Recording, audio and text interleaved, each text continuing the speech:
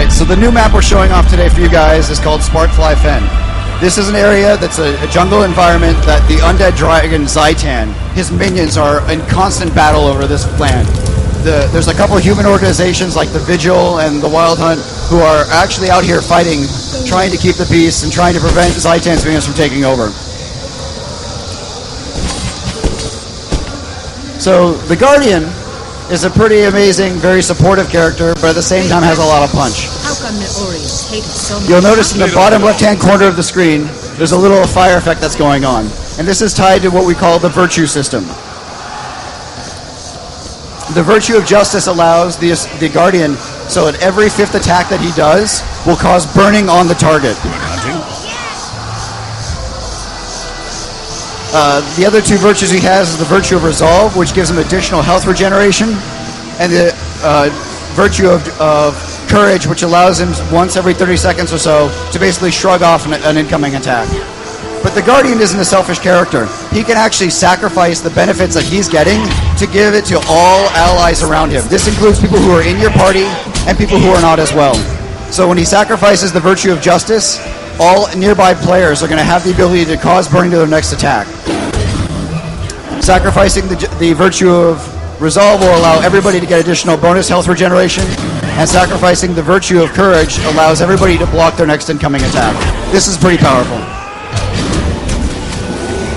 The other unique combat mechanic that the Guardian has is he's got what we call symbols, which he can actually draw on the ground, which will do damage and effects to enemy targets who are there, but at the same time it'll heal or give defensive bonuses to players who are in the same area.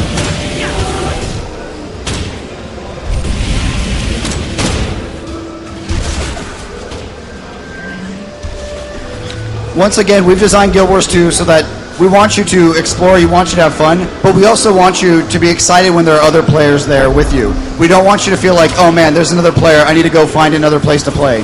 So, as always, if you're attacking the same targets, you're going to both get experience, you're both going to get loot. It's not like you're stealing kills at all.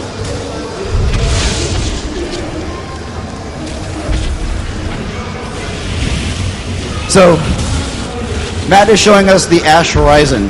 This is a pirate ship that has been corrupted by Zaitan's power and has been risen to the surface.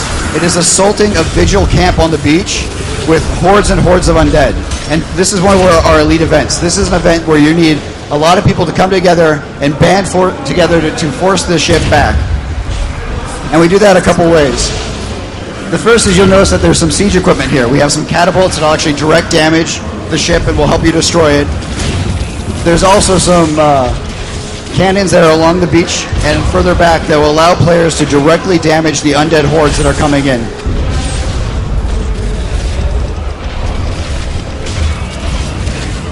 And if the undead overwhelm you and they take out some of the siege equipment, fear not, because there are actual engineers, NPCs that are there, that will repair the siege equipment for you so you can get back into the fight.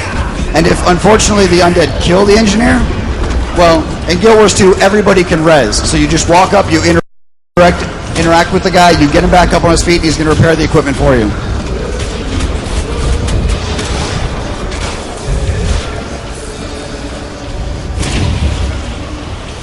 And again, we're going with a very visceral, very dynamic combat, so you want to be on the move. You want to keep casting your skills and abilities.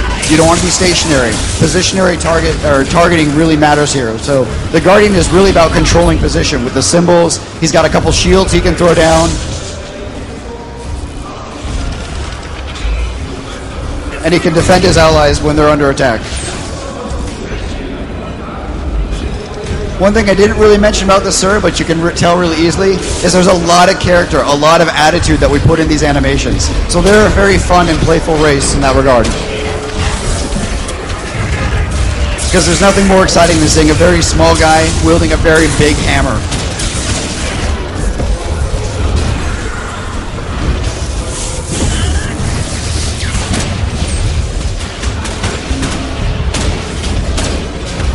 Alright, so now let's go take a look at underwater combat. This is another thing that we're showing off here at Gamescom.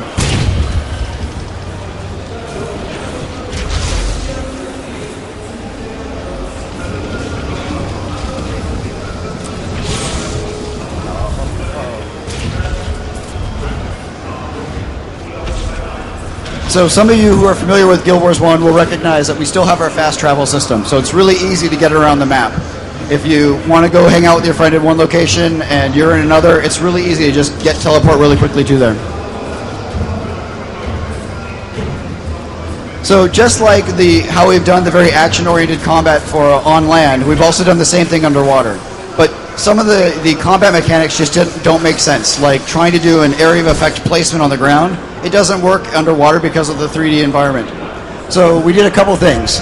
First off, we want to make sure you weren't playing the UI. You didn't need a breath meter that was telling you that you needed a certain amount of oxygen left before you're dying, so that's gone. We've added basically a breathing apparatus to every single player so you can go and explore and swim and not have to worry about that. The second thing that we've done is that we've changed out the weapon skills. So all 5 weapons that he's now using are based on aquatic weapons. So like tridents, spears, and harpoons. This allows us to do kind of some unique things in the water. Where like before, the Guardian would place like a wall on the ground that protect you. Now he can do things like put up a barrier or a wall of spears made out of light that when enemies swim through it, will get bleeding will be attached to them. And if you drag them back and forth, then you're going to start stacking the bleeding. So there's a lot more movement based in the whole 3D environment.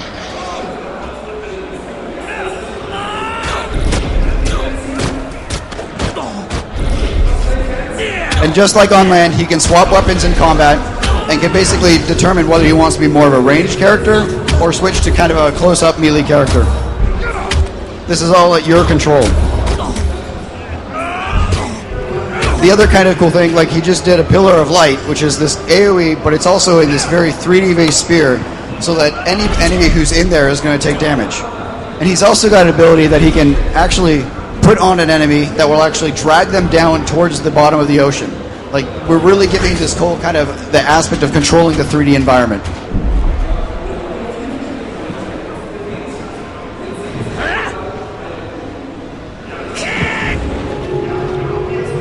So for some of you who weren't familiar or didn't see last year's presentations or demos, the first 5 skills on the bar are based on which weapons you're actually using. So if it's a 2-handed weapon, all 5 are based on that. Or if you only have a one-handed weapon like a sword and a shield, the first 3 weapon skills will be based on your main hand, and the second 2 will be on your offhand. The number 6 skill is the heal. Every class has their own heal. They all work a little bit differently and give you some unique mechanics. Like in the Guardian's case, if he uses a heal, he'll create a bubble around him that will protect him while he's healing himself. So some of the deck building that we had in Guild Wars 1 comes into play is this 7 through 9 skill. 7 through 9 are utilities. These are things that you'll earn along the way and allows you to kind of customize it. These will be things like being able to jump to a target location and do extra damage and things like that.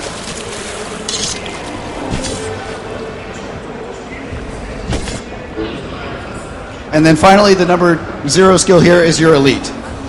If you remember elite skills from Guild Wars 1, they were pretty powerful.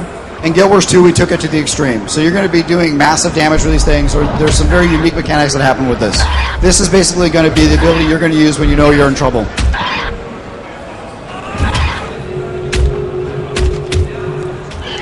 And you know it wouldn't be a Gamescom demo if we didn't show you another massive fight. Another amazing encounter that is complicated, but at the same time very engaging and requiring a lot of players. Last year we showed you the Shatterer, a dragon minion that was in the brand.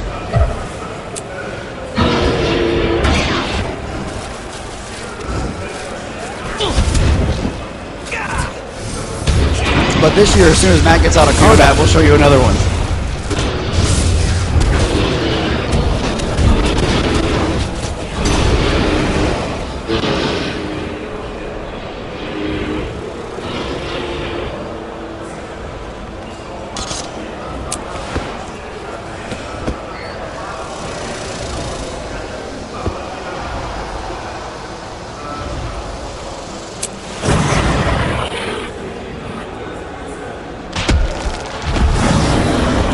So, may I present to you Tequatl. This is a undead dragon, another minion of Zaitan, and by the way, this is one of our small dragons. Zaitan is much, much bigger. So this encounter has a lot of mechanics that are going on. You'll notice that he's created these giant bone walls in front of him that basically are protecting him from the siege equipment, the turrets, that the Asura and the Hylic are frog-like people who have built up on the shore. Players need to burn down the bone walls so they can attack. The other thing he does is, like, this tendril that you're seeing right now is an actual finger of him. He'll drive his hands into the ground and create these tendrils that'll come up, and they'll basically fling players towards the dragon so he can do massive breath attacks and a lot of poison AoE damage. And like I said, in the back here you can see there are two types of turrets. We have the Asura lightning turrets, which do a good amount of damage that also bounces between targets, and the Hylic poison turrets, which just do a good ground-based targeting damage.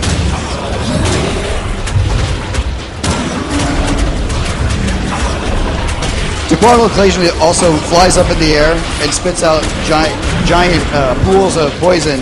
In addition to that, creates these bloated creepers. These are large abominations that basically will walk towards players, and if they hit them, they will explode and do a ton of poison damage in a large area. This fight is about control, getting the creepers away from other players and being able to control where the actual damage is going to be.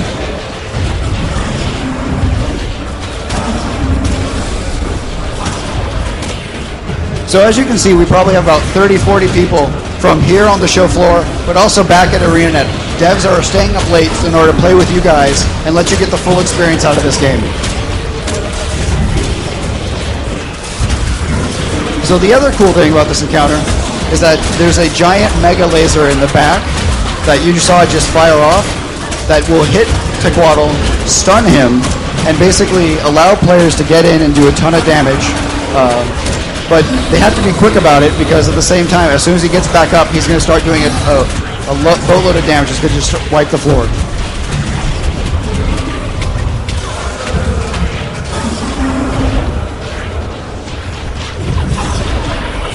So here you're seeing tons of players working together in order to defeat this encounter. You've got guys who are breaking down the bone walls and the tendrils and keeping off the hordes of undead from destroying the siege equipment in the back. You've also got a ton of characters up front who are attacking him directly. And you've also got people who are running around resurrecting each other. And here you've seen that the players here were able to band together and take this guy down. And what's a giant encounter without some loot?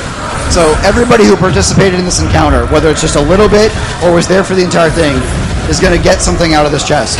The more you participate, the more we're going to give you, the more we're going to reward you.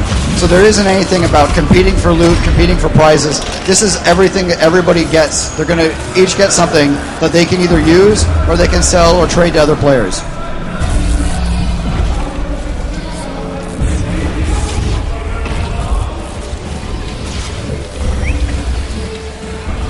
So the final thing is that this was just like any of our other dynamic events. So these are going to scale.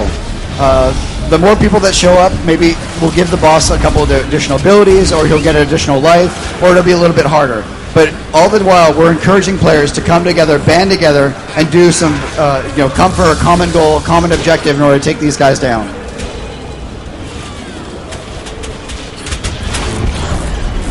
And apparently Matt's having a good time at Gamescom. So I want to thank you guys all for coming out here and taking a look at our demo. We have another demonstration that we're going to be doing this afternoon. We also have 10 playable PvP stations at the ESL booth in the back corner. And there's some exhibition matches where some of the devs will be playing a guild boon control up on the demonstration floor. I can't stress enough, we're really excited about this, but what it really comes down to is you guys should get your hands on the demo stations, play the game, and let us know what you think, because realistically, we're making this game for you guys. We want you guys to be excited about this just as much as we are. Thanks, guys.